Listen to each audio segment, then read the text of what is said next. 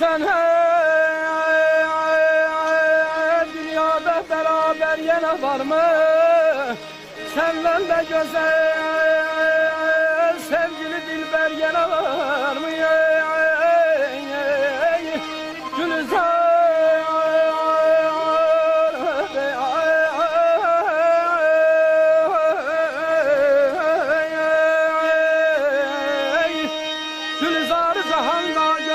senden elave en ince letafetli gülü tergene var mı?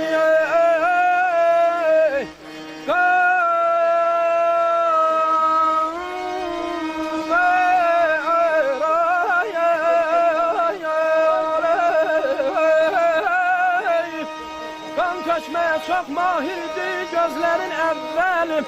Al fitneli gözlerde yaşa kergene var mı? Bülbüller mən tək gətirən şurə çəməndə ay da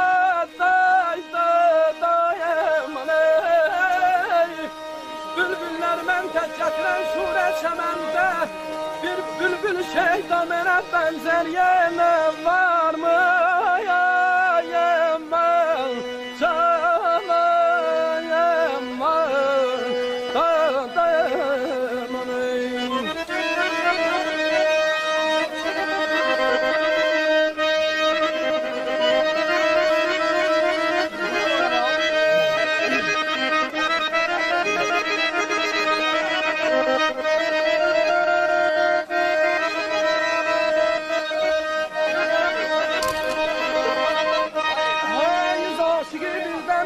Mecnun eleyenler, o leyli melahetli güzellerin yine var mı?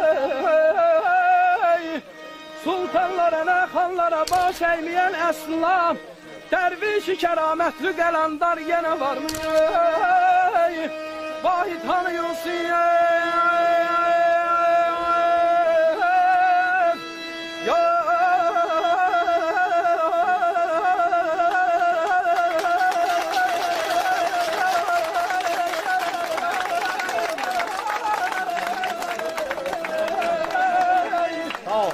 Vahid hanı Yusuf, hanı Seyran ile sanki.